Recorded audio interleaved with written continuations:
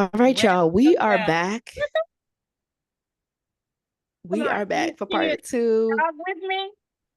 Yes. We are back for part two. We've been having a really great discussion with Josayne, and she is back to tell us some more stuff because we need to know the things. We need education. And we've been talking a lot about um intimate partner violence, how to spot when you're in a situation that is potentially harmful, abusive. Um, I want us to dig a little deeper in that area, specifically when it comes to abuse and relationship abuse. Josayne, can you tell us what is relationship abuse? How would you define it? Are there degrees? And just give us some insight a little bit on that. Yes, there's definitely degrees. There's a grooming stage, Mm. like people, you the best thing since sliced bread. I'll drink Mm. your bath water, Ooh. and then take it back to color purple, okay? That whole scene. Yeah. Um, They still do that? no, I'm just saying, I'm just trying Oh, to give a reference. I would never drink nobody's bath you know, Oh, that is disgusting. somebody water. does that. I'm telling you. Oof. Yeah. Um, But but those yeah, flattering. yeah, Yeah. those flattering things, and then all of a sudden, you see it's like somebody snapped. You're like, what?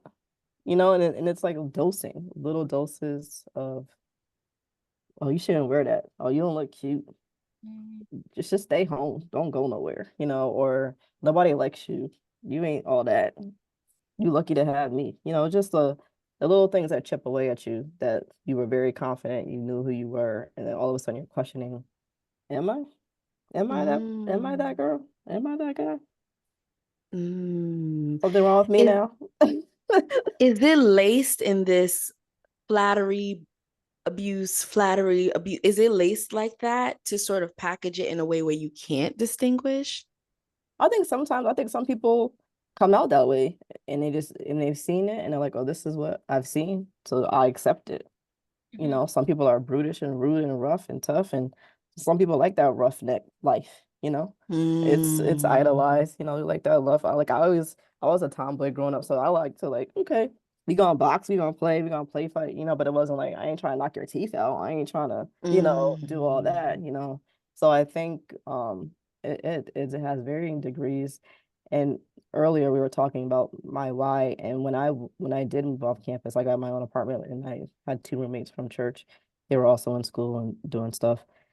I watched this episode of, like, Dateline. Like, I would love Dateline. I like unsolved mysteries. I like to see stories of, like the outcome and solutions, to, like, as a precursor and a warning for people in the future.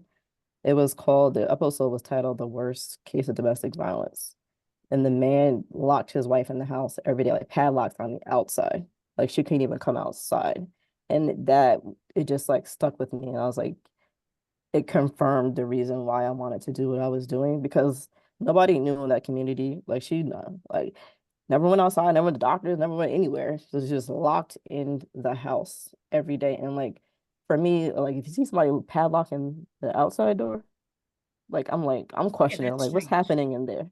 Yeah. So it could look Mm. like a wide range of things, but I think that when you start to question yourself and who you are, and is this love, and should it feel like this, I think you should double check. And, especially in the early stages, like, don't stay when you can, like, this is an easy out here. Let me escape. Stage left real Mm. quick. Yeah.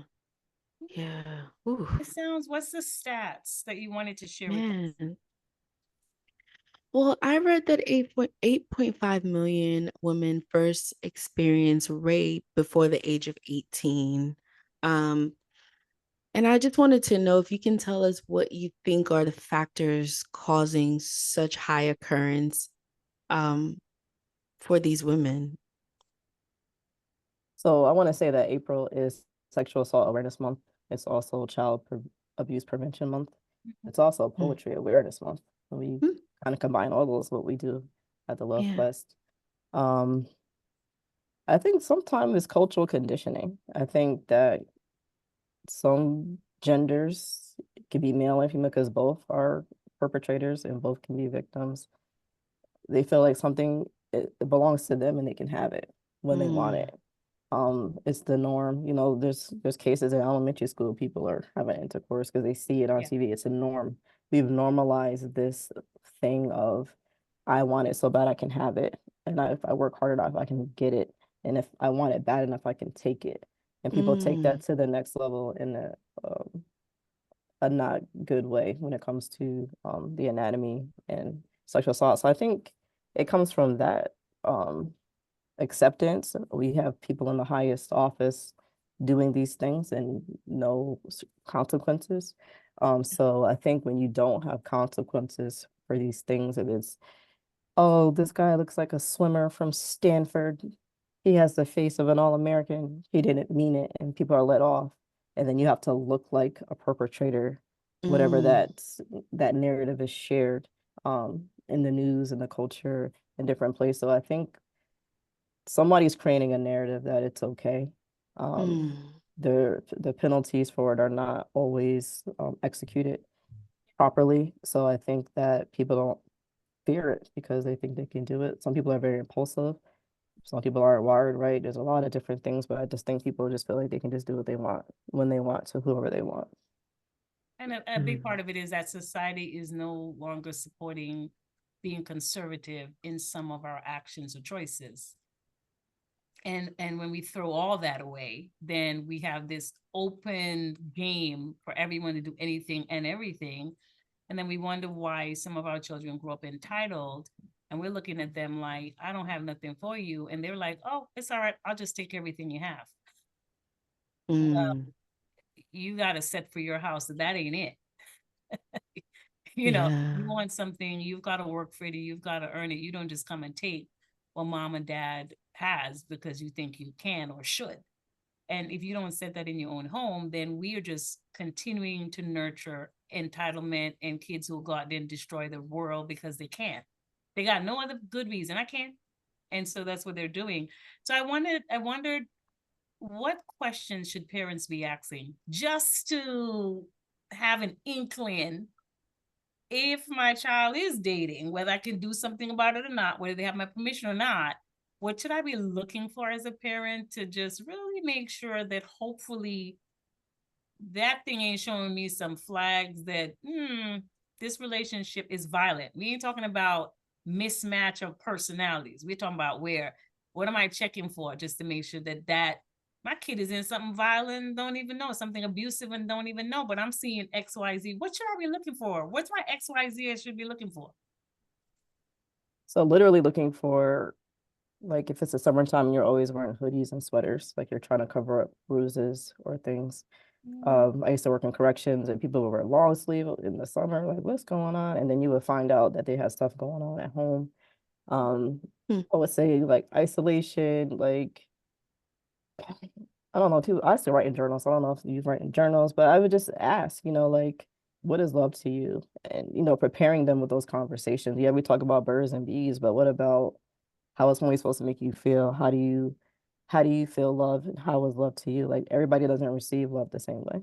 Some Yeah. people like gifts, some people like quality time, some people like touch, some people like so it's like what you know how to say what you expect out of a relationship, what you expect out of love, what you expect out of somebody when they say they care about you. So if someone says that they care about you, how do they show that to you?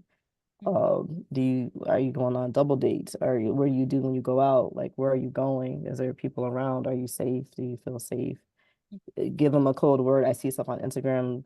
A girl went to a sleepover and said hamburger to her father, and he's like, I'll be right there. So Mm-hmm. given Mm. those, ways of escape to get out of certain things, if they feel like they're cornered and in somewhere that's not safe. So just giving them all the options to know that they can come to you, whether it's something that you allow, you disapprove, there's nothing that they can do that you would push them away. Yeah. Mm. Yeah. I think that's good. I actually was thinking about parents have a responsibility to know who their kids' friends are and to know, not just know the name or the address, but to know enough about what that relationship looks like just to make sure you can have those open opportunities to talk to your kid further about more serious relationships that are outside of the platonic friendship.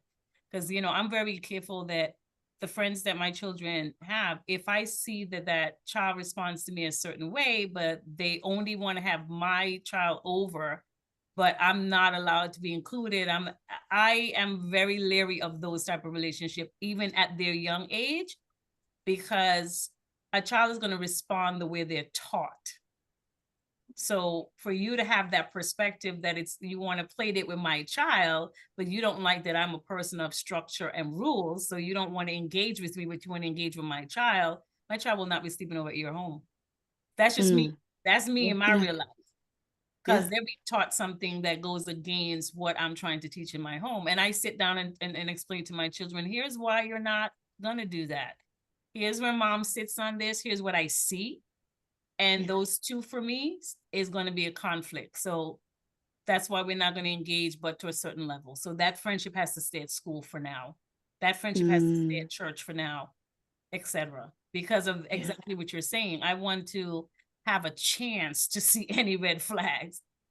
I Yeah. might miss some, but I want to see like one or two to see what I need to do as the parent, just to make sure we're okay and my children are okay. So that's why I asked that, Mm. because I'm really careful with even friendships at this point for myself Yeah. and for my child. I'm checking it out.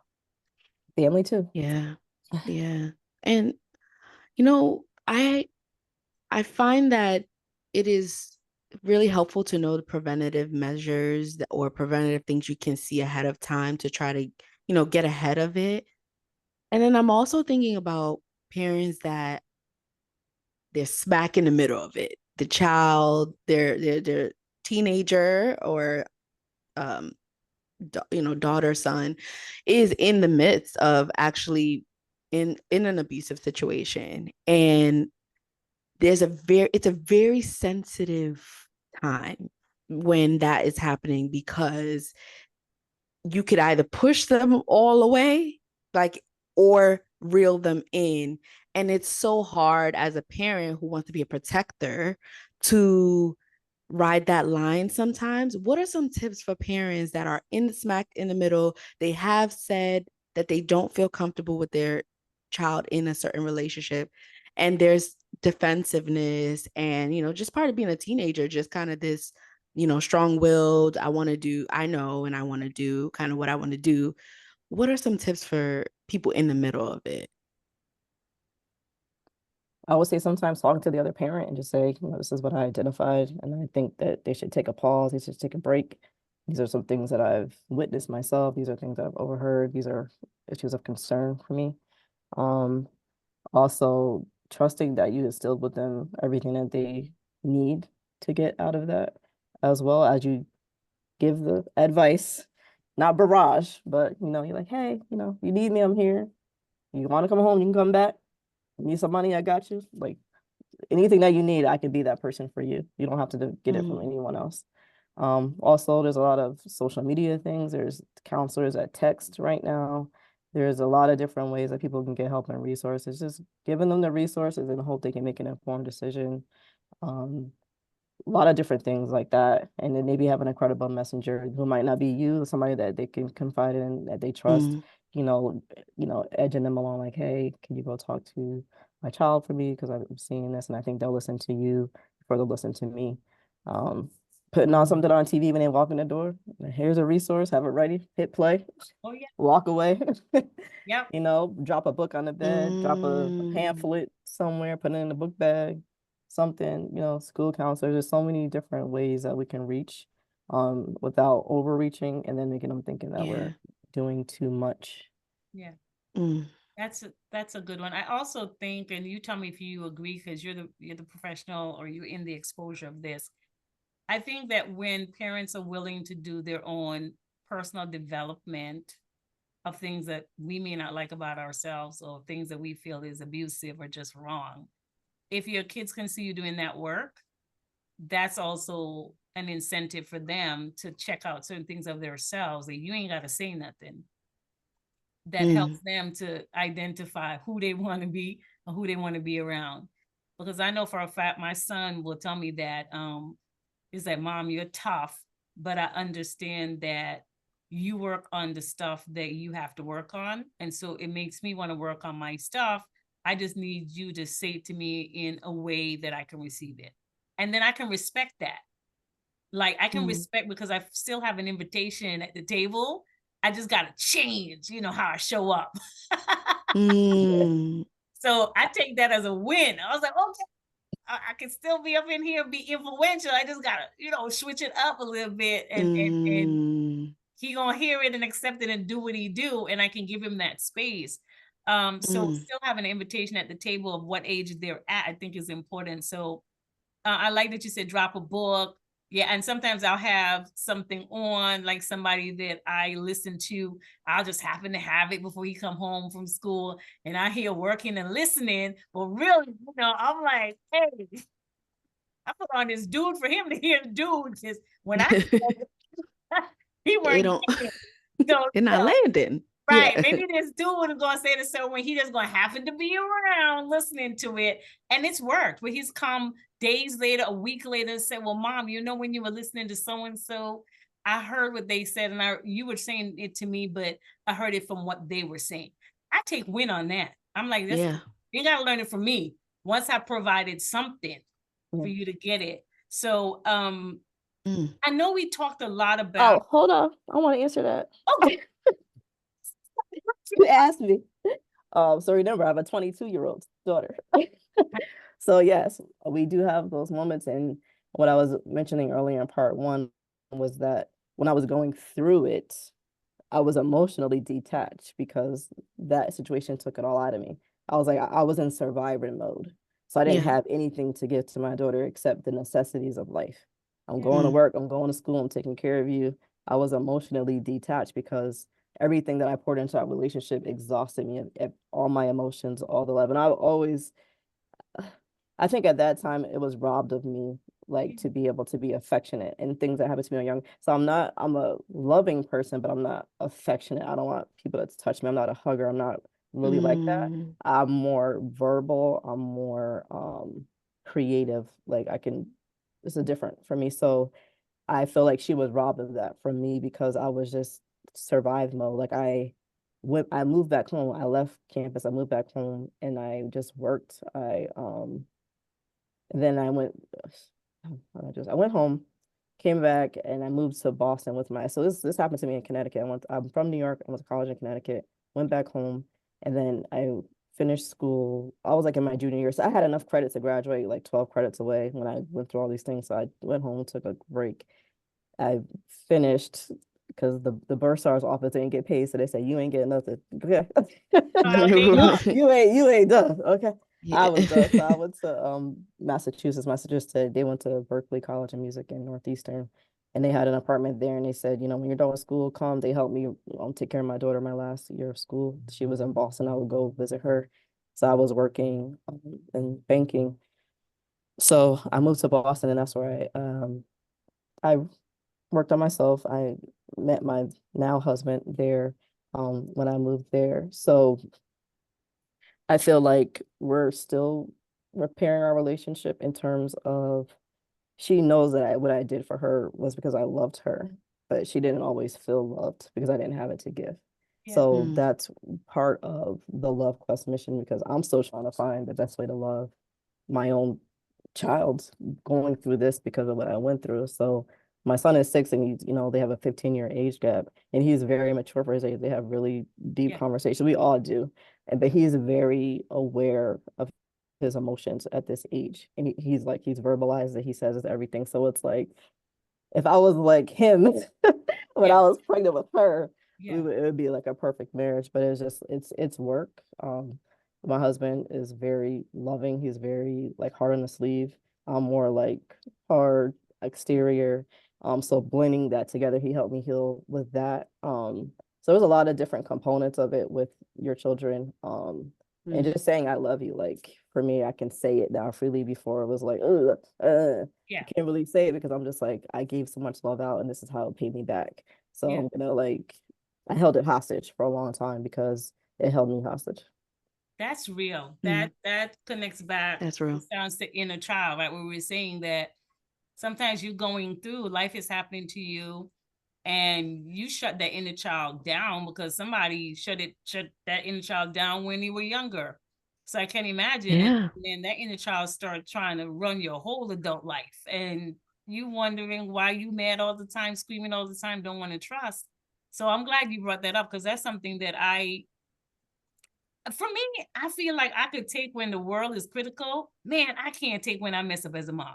I tell you, that, oh man, give me a whole week off. Like when I responded wrong to my child, because I wanted my children. Okay, Yeah. I wanted them. So it's like Yeah. you feel like when you're educated and you've arrived and you've worked on yourself and you wanted them, that you should always like do excellent by them. So when you fall short, that's another kind of feeling. So I appreciate you sharing that, because I can still beat me up when I just did not respond lovingly, and I know how to do it but didn't do it. Man, hats off to you. I'm Yeah. still. Absolutely. The sound is great. She's so thank God for accountability partners that will pick you up when you just want to lay there for a week. Yeah. Yes. Because they really will have you knocked out for a week for sure. Yeah. Miss Sam, Yeah. what else we want to ask? So this is so juicy. I don't even eat steak, and I ain't gonna start. I'm a vegetarian. Y'all don't start with me. I'm gonna do the shrimps. They got the vegan steak. They got the mushrooms. You can make steak out of anything now. They're trying to know. Y'all ain't gonna get me off of the vegetarian thing. Miss Sam, what else we want to ask? This is really good, man. I think we had a mouthful, and I think we need to bring Josayne back Yes. and really get more into the weeds of all the things. I think we should do rise and fall at this point. I think we should reflect. Before you do the rise and Okay, fall, tell me. I just got two things I want to leave on the table, only because these are questions people have asked me, and I don't have the answer for them. So if Josayne has the answer, I want to try to act like I'm delivering. You know what I'm saying? I want to get my people to give the answer. What are 3 long-lasting effects of dating violence? And the reason why I'm asking is because we talk about the perpetrator being external. Somebody did this to me, somebody robbed me, somebody caused this. But then you see that the victims can do one or two things. They can stay victims where they're cutting themselves, they're punishing themselves over and over again, or they become the predator. And so I don't know, how do you deal with that in your work when you have either one of those situations where this person is a victim that's become a predator, and you got to kind of get them back to understand you're a victim, let's heal that so you don't be the predator. Like, how do you even navigate that? People ask me and I'm like, I don't know. So I would say the 3 things for me, I think, well, I know. So my husband tells me he feels that he's robbed of the person that I was supposed to be for him, like the full person I was supposed to be for him. So you can lose some of yourself because you're never going to get some of that stuff back. Just point blank, period. The second thing, and I had all in my head just now, and I'm just like, so I wanted to say something about, you were talking about the emotional inner child. So doing the work. So doing the work for yourself. So I don't know what got into me. I used to do like prepaid legal network marketing. I'm always in networking something. So there was an author, his name is Jose Velasquez III. He wrote the book called The Emotional Prisoner. And it came with a workbook. So the premise of the book is saying that you get stuck at the age that you were traumatized emotionally. So when I lashed out, and I was never perfect. I want to put that out there. I did defend myself. Well, you're not gonna punch me to death. I'm not gonna hit you back and defend myself, especially if I'm pregnant. So I did defend myself, and I wasn't just defenseless. So I would say healing either the emotional side of you and the psychological side. So I read that book in one day. Oof. It did a work on me. Okay, it did a work on me, and I said maybe I should have done a chapter, maybe once a week. But I did it, and everything came just flowing inside of me, outside of me, and it forced me and propelled me to level up, like emotionally. And I think as when you are a survivor of these things and an overcomer, I like to say overcomer. I'm an overcomer of this. I don't take nonsense from people. I didn't really before, but now I'm like, I nip it in the bud immediately. And that might be too much for people sometimes, but I'm like, because I went through stuff and I let it linger, I'm not gonna let anyone talk to me crazy. I'm gonna shut it down. I'm like, no, not today. So I have to find a better balance of the shutdown spirit that's inside of me now because I let things happen to me things happen to me for a prolonged period of time, and I'm not gonna let that happen to me again. So I think in terms of like personality and responding to people, those are results of the things that I've gone through. So I do see Mm. that in people, like in how Stephanie said before about triggers. So Yeah. things are triggering. So you're walking around as a time bomb. Sometimes it can be triggered, whether it's like a tear or something set you over the top because like I work in an environment that, I have to listen to a lot of different things from people that are going through stuff and I've been there. So it's helps me to be able to relate and be relatable and not and have empathy. So I have empathy for people that like 10x because of the things I've gone through. But I also don't let you play with me either at the same time. So we can go here or we can go here. Yeah. Yeah. So I try to meet people in the middle, like, please don't take me there. But so I think those are the kind of Mm. things that you can be triggered by certain things and um yeah. I like that. I want to say, because as you were speaking, something came up in my spirit, and I want to be careful how I say this. Just from listening to you, I feel that a part of leveling up is that sometimes you can give yourself permission to level up by saying, I'm going to prove that this person's abuse was unwarranted. We always say, don't take revenge in your hand. Revenge belongs to God for those who believe. But I almost feel that sometimes the only equipment someone has is to say, oh, you did this to me. I ain't going to stay down here in these ashes. I'm going to rise just because you tried to make me ashes. And as you were talking, I feel like some people will have to do that to get out and to get up at the same time. Because if they don't have the support system as you described, or they don't have that internal mechanism that says, oh, you punched me, I'm about to punch you real back because I'm gonna stay alive. If they don't have that, because the thing that's in my mind, and I know we're gonna do rise and fall in a minute, but I feel this is important, is I think for me, it would be very difficult to distinguish a quiet person that's just quiet, made that way, versus are they a person that's in something abusive that's causing them to be shut down. Like, I think I would fail that discernment of that outside of God just revealing something that I don't know of myself. And as you're talking, I'm just seeing that, I mean, your work is so extremely difficult. We know it's powerful. We've already established that. But the difficulty to navigate between, no, this person, they're fibers, they just cool, laid back. That's just what it is. They ain't nobody beating up on them. Ain't nobody verbally like, I don't know if you ever run into that for the stories that you said you hear people's stories and you listen and you're 10x with the empathy, but do you ever run into, no, this person, this just they fiber. It's nobody really mishandling them. That's just who they are. Have you ever run into that? Because how do you navigate between, they just laid back in the cut versus, oh, no, somebody doing something and we're going to slowly figure that out. I don't know.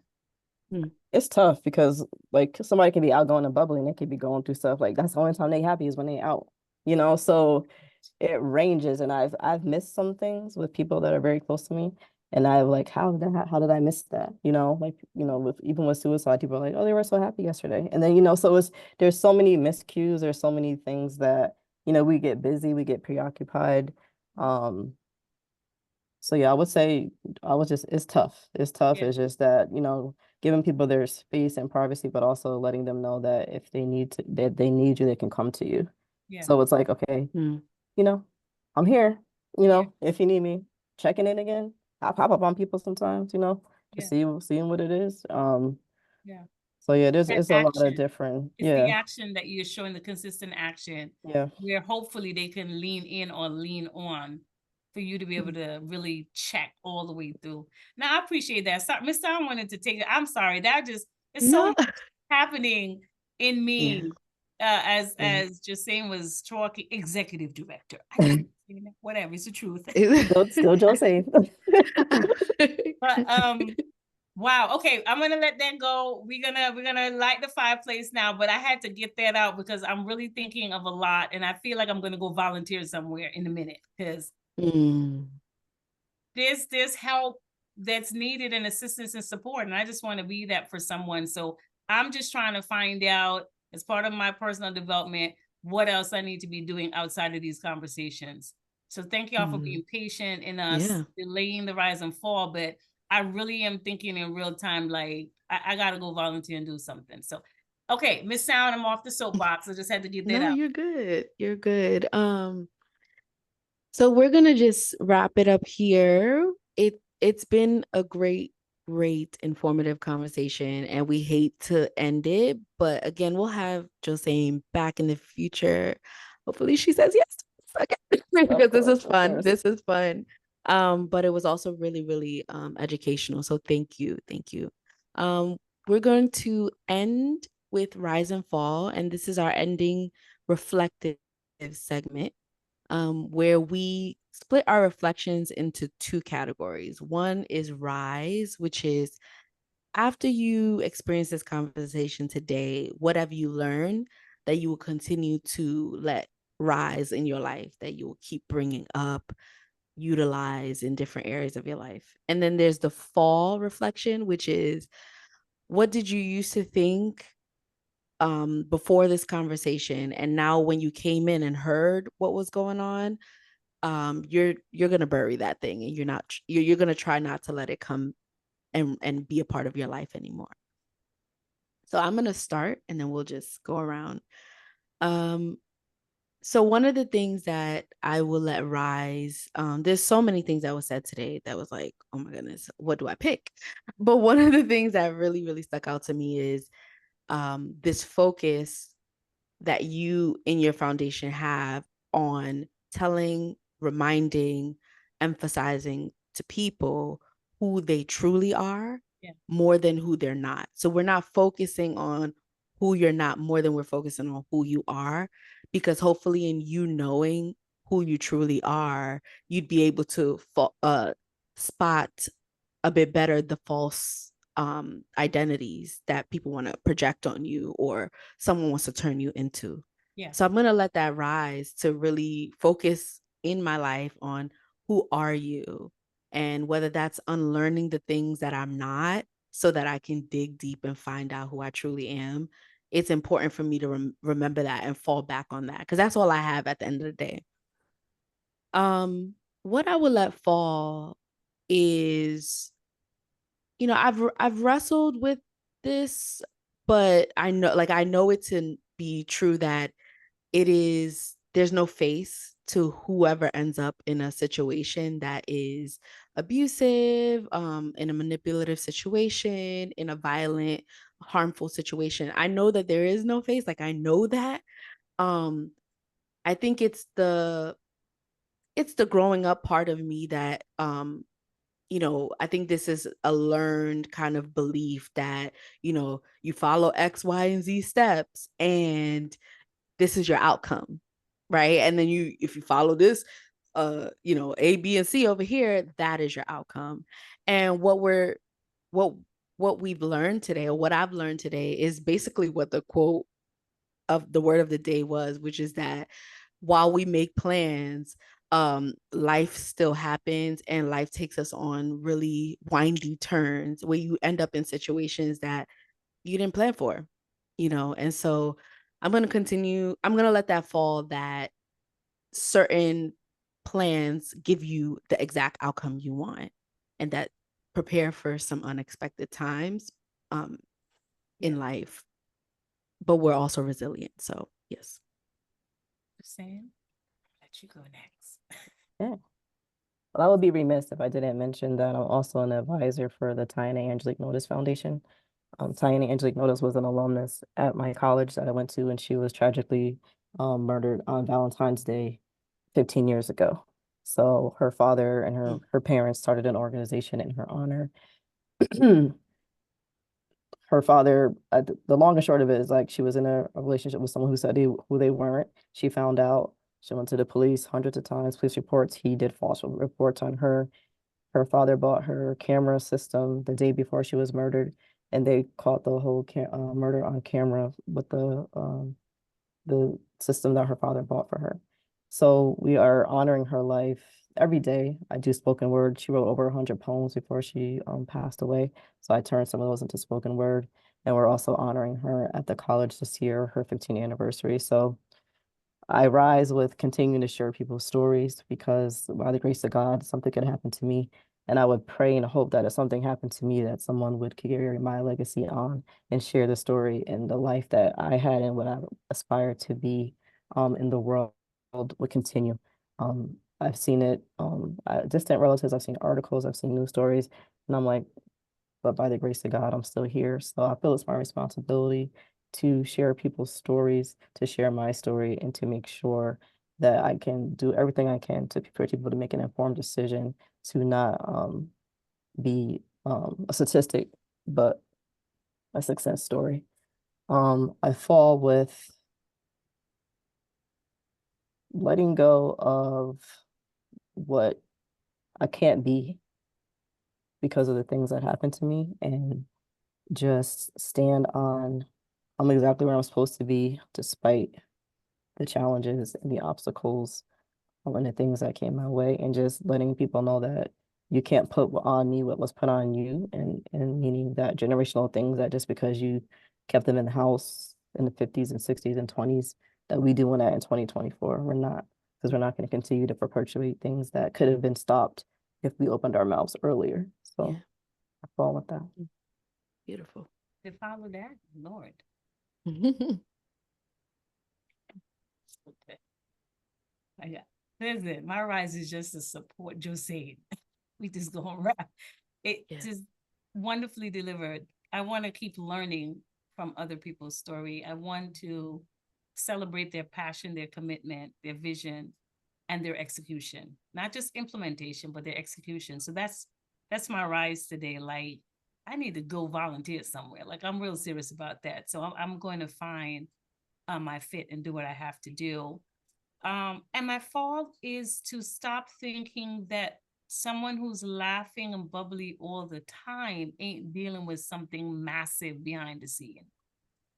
Because I just always think like some people are just happy. They were just born that way. And I didn't think to question if that was happiness or something else that has to be covered up for their survival. I didn't think of that. I was like, they're just awesome. They're great. I need some Yeah. of that. Didn't think to Yeah. question. So yeah, I'm gonna let that fall to the ground and I'm going to look closer if I have the ability to look closer, just in case I might be the help they need. Mm. Just Beautiful. in case. That's what I got, Miss Sounds. What is the invitation here for the people, Miss Sounds? And we just thank you all for listening, and thank you, Josayne, again for being a part Yes, of ma'am. this important discussion. You are doing wonderful work out there. Yeah. And prayers to you to continue the labor, the hard work, to just uncover who people truly are and let them know they're resilient in spite of. So we just ask everyone to just join us on this journey of growth, resilience, and celebration. Subscribe to Raise Voices on your favorite podcast platforms. We are on Spotify, iHeartRadio, Apple Podcasts, and we are on YouTube. We need our subscribers up, so definitely hit subscribe, like, and place your comments down below. We want to hear how you actually interacted with this episode. And together, we're just going to redefine what is possible, one empowering conversation at a time. So until next time, please remember your potential is limitless. I know you guys haven't heard that in a moment, but we still believe in it. Limitless. Do what you got to do because you're the one that's assigned to do it. And remember that your growth is boundless. Doesn't matter how high, how deep, how wide, go for it if you can. Why not? Let's go. That's where you were Yeah. placed here to find your purpose and your position. I know we only talk about purpose. There's a positioning as well. So if you're in that position to go for your purpose, please do that. Stay inspired, stay empowered. Find positive things. I don't care how small. I didn't ask you to do big positive. I said to find something. Find it. Keep thriving. And what are they supposed to remember, Miss Sounds? Raise your voice to edify, but Don't raise your voice to annihilate. You heard example of how people are doing that, where they're annihilating with the things they say before they do. We're telling you all to stop the madness. We can do it. Okay? We can do it. Be overcomers. Be good and be kind to yourself. Somebody else ain't being kind to you till you figure out your worth. Practice kindness to yourself. It gonna make sense soon. Keep doing it. You don't feel like doing it, do it anyway. It's gonna add up. And especially today, you hear this episode, we're saying especially today, I need you to be kind. Always. So we're gonna end here. You guys know we're not doing our normal sign out with our cheers, but you know what it is. This was a very serious conversation, a very important one. We want you to join the community, join the family, be the riser that you are. It is your assignment. Period. No, this ain't a church thing. It's your assignment. We all have one. So we need you to rise up, because if you don't rise up, then we cannot rise anyone else up for all of us to be raised. Your voice is important. Y'all come back to the casa. We appreciate you. We love you. Stay safe. Bye, guys.